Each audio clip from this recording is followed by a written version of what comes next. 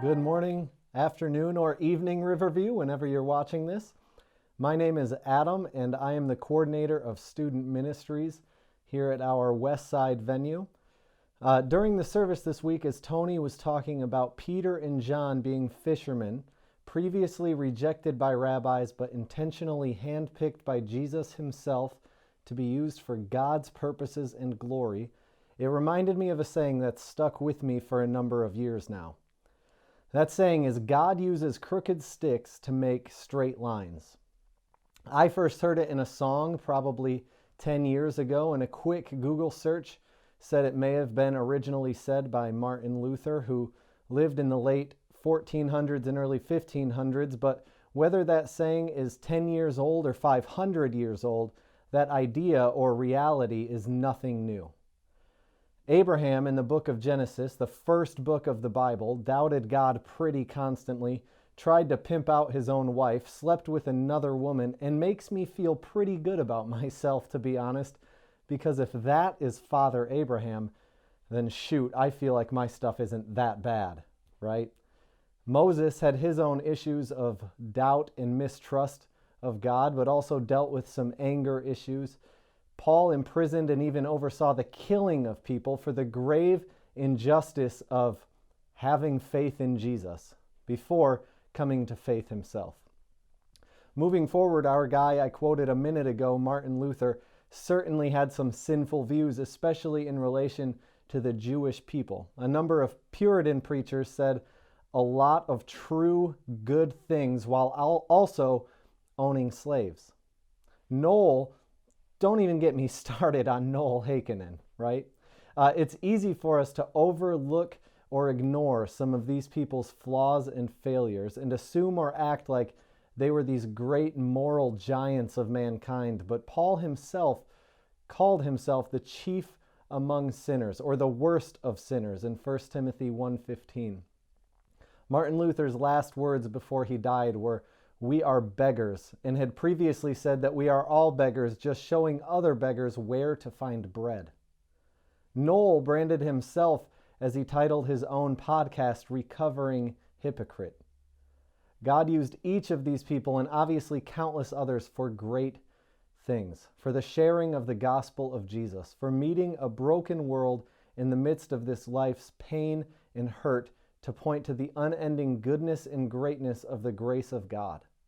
But while they were or are used for some awesome things, they are still crooked sticks, broken, sinful human beings. The thing is, it's not about them, but about whose hands they're in.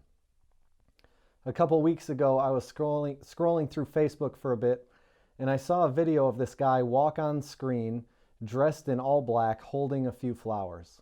He dips the flowers in some paint that's on a table, and he starts making marks and smudges on a canvas that's on the wall. At first, it looks like nothing but random paint in random places, but the guy is deliberate as he dips the flowers back in the paint, then back to the canvas, then back to the paint, then back to the canvas, until the end when he flips the canvas upside down to reveal an incredible portrait of Chadwick Boseman, an actor who died of cancer the day before. The painting doesn't tell us anything about the goodness of the not perfectly straight, somewhat flimsy flowers used as brushes, but it tells us about the hands those flowers were in. Hebrews 11 is often referred to as the Hall of Faith. It lists people like Abraham and Moses who were thought of as pillars of good works and pillars of the faith, but it shows how each of those people weren't saved by their good works, but by their faith. Hebrews 11:39-40 says, "All these were approved through their faith, but they did not receive what was promised, since God had provided something better for us, so that they would not be made perfect without us." Tim Keller, a pastor and author in New York City, says in his book, The Reason for God, "It is not the strength of your faith, but the object of your faith that actually saves you." For me, it's easy to hear those verses and read that quote and still, somewhere in my mind, think, but what about this in my life? God knows everything, all my sins and flaws and failures, and still showed his love by dying in my place for my sin. But it's like an elephant in the heart of my room, sometimes even multiple elephants that just weigh me down and make me feel like I am too broken to be used by God for anything good. What is it that makes you think God can't or won't use you? Past or current sin in your life? Trauma you've experienced? Inconsistency in your walk of faith?